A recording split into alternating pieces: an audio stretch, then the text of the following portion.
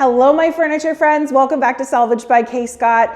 Today we're going to be working on this set of matching end tables that I got such a good deal on from my local Habitat for Humanity restore. They had them marked down to $5 to get them the heck out of there. And I can't say no to a good furniture deal. I think my plan is to lighten them up a bit, keep them really nice and neutral and able to fit into any home pretty easily.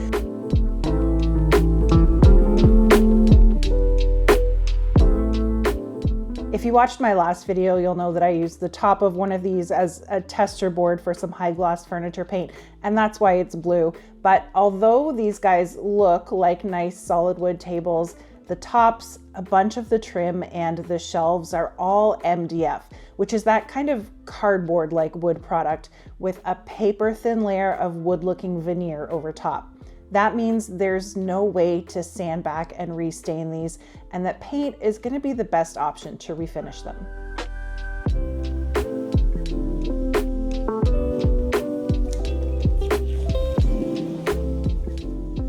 I always start my projects with a good degreasing cleaner to make sure there aren't any contaminants like oils or silicones from polishing products on the surface that might mess with my new finish, and also just for general hygiene purposes. You never know what's been placed on a piece of furniture in someone else's home or at the thrift store, and there's always dust and cobwebs on the bottom of your furniture no matter what. I'm definitely not digging these gothic feeling metal accent pieces. Luckily, they're only attached with a few screws, so they're pretty easy to get off.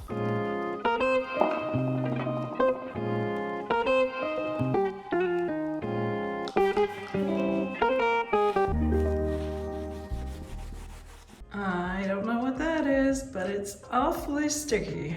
These drill attachments make cleaning detailed stuff like this so much more fun. And once I had each surface thoroughly scrubbed down with my simple green, I went back and rinsed everything off with some clean water. Okay, I've got these holes now in the bottom shelf, so I'm gonna mix up some Bondo to fill those in, and while that's setting up, I'll work on getting the paint off of the other tabletop. Bondo is a two-part epoxy style filler where you mix the base putty in the big can with a cream hardener that comes in a separate little tube. And once they're combined together, they start a chemical reaction that causes the Bondo to solidify. It comes in cans labeled as auto filler, all-purpose filler, wood filler, but they're really all the same stuff, just marketed towards different industries.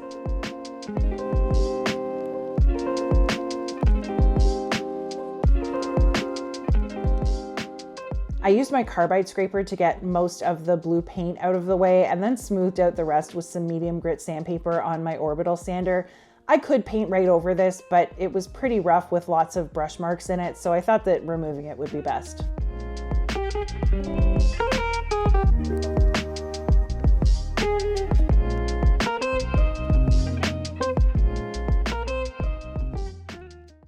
I was trying to figure out why I had so much sawdust with my sander connected to the shop vac, but I just looked and the bag in here exploded and I don't have another one.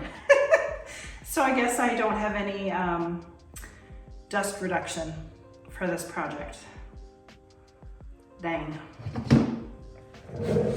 I sanded all the filler spots flush and then just kept going over the rest of the surfaces to scuff up the shiny factory finish that was on there so that my paint would have a little bit of texture to grab onto and also to buff out any major scratches or dents.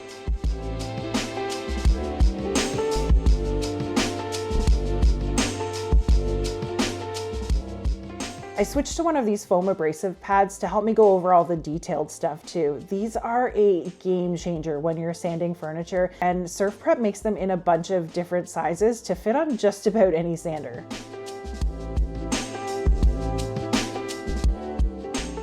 When I got everything scuffed up, I used a bit of water and a microfiber cloth to pick up all the sanding dust and get these tables ready for primer.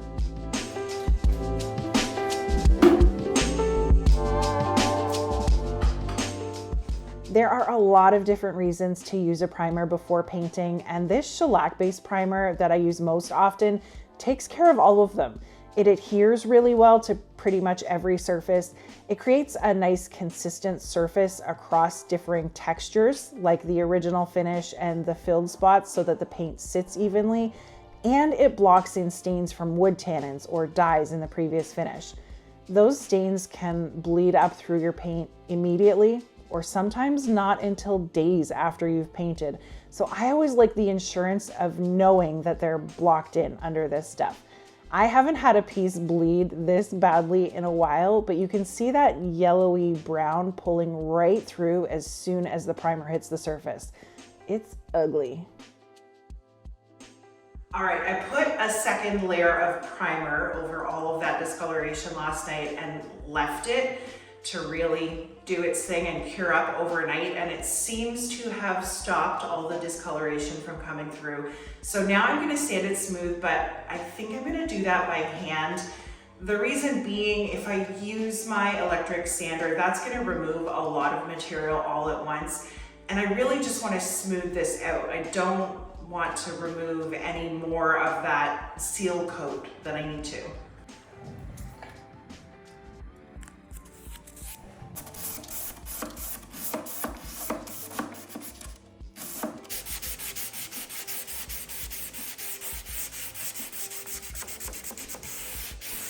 Again, I wiped up all the dust that I'd made and then went on the hunt through my paint collection to find a neutral color to put on these. I ended up picking a jar of this Country Chic paint in their color Soiree. This is a clay-based eco-friendly paint that's got a nice matte finish and is pretty similar to chalk paint. Since this is an old jar though, I gave it a really good shake to make sure all the components were evenly distributed in there, and then strained it through a paint filter into my electric sprayer. It's a pretty decently thick paint to begin with, but since this can has been open for a long time, it's thickened up even more. So it was slow going through the filter and definitely needed to have some water mixed in to get it to a good consistency for spraying. I like to have my paints about the consistency of full fat milk, or maybe half and half, to spray them.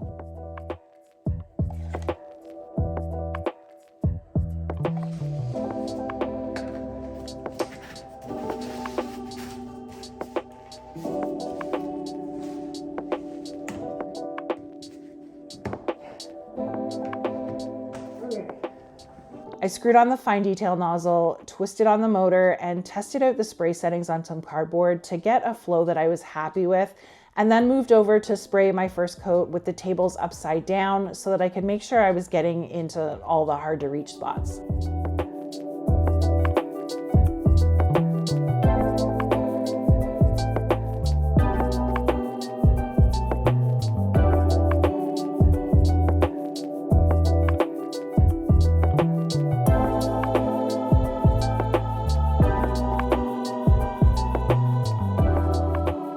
I turned on my box fans to speed up the dry time a bit, and about an hour later, I was able to flip the tables right way around and spray on my second coat.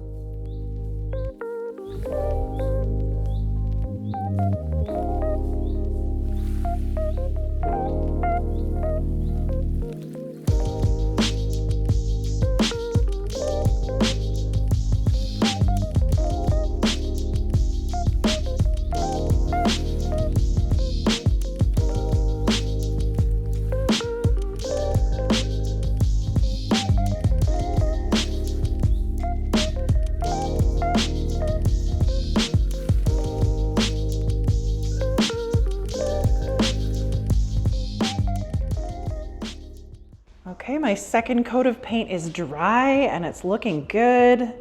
It's actually only the first coat on the top, so definitely still need one more coat to fill in any light spots, but I think first I'm gonna go over them with one more quick sand with some fine grit sandpaper just to keep them silky smooth. And then once my last coat of paint is dry, I think I'm gonna do a faux wood look on the tops of these, just to give them a little more interest.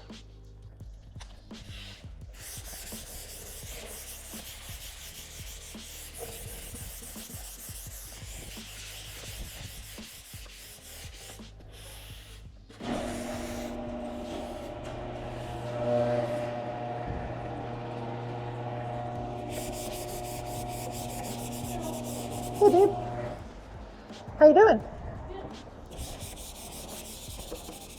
I have to say, it's nice that it is finally getting warm enough here to work with the garage door open for a few minutes again.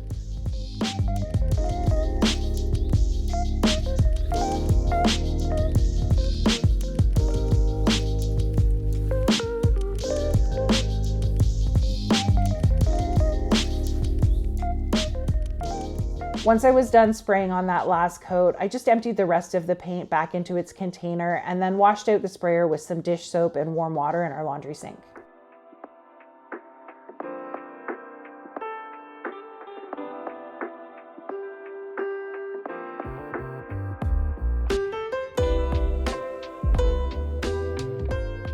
After letting everything dry out for a few more hours, I used some painter's tape to mask off the tabletops and then grabbed this Retique wooden stain in their pickled oak color, a rubber graining tool, and a brush to start working on the faux wood look.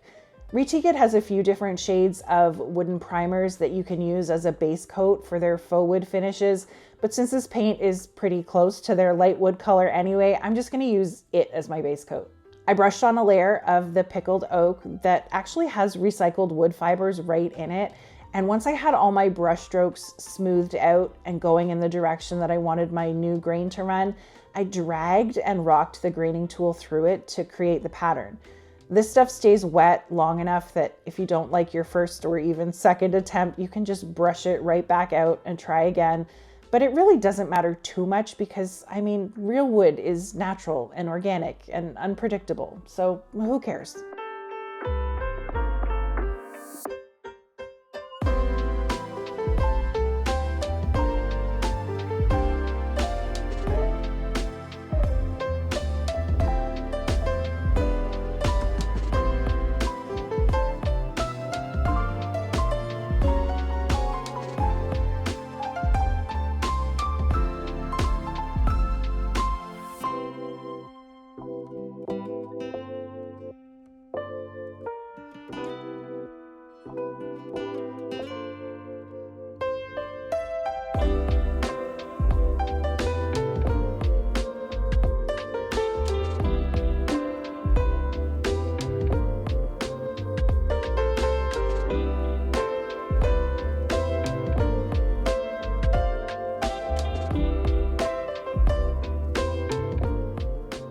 This stuff needs 2 hours to dry in between layers, so once that grain layer was dry, I came back with my brush, still pretty damp from washing it out after the first, and did a second light coat right over top to blend the colors a bit more. I find that the faux wood looks need at least 3 colors going on to really sell it and create that depth and variation that real wood has. I've got some of Retique's whitewash gel stain and glaze, which is much thinner and lighter than the wooden stain that I've already used.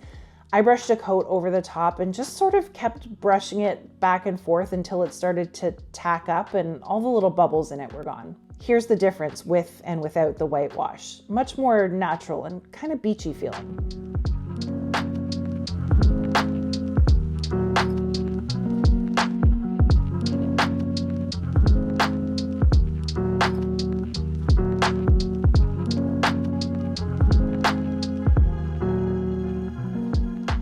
Since the bottom section was looking a little flat and dead in its basic beige, I decided to do a little bit of white dry brushing over it to highlight the details and continue that beachy, sand-worn look that the tops were giving. So I grabbed a little bit of brighter white paint, a big oval brush, and just dipped the bristles in the tiniest bit and then took most of it off on some cardboard and really lightly brushed over each section so that the paint just hit the high points. It's super subtle, but I think it makes a huge difference in the overall look.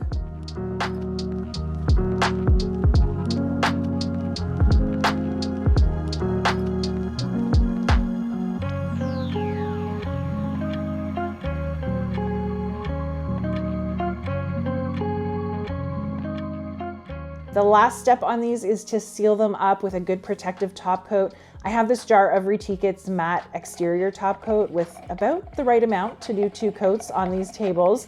So I gave that a good stir, strained it into my clean sprayer, adjusted the settings again since this is much thinner than my paint, and sprayed on 2 coats over everything with about 2 hours in between again.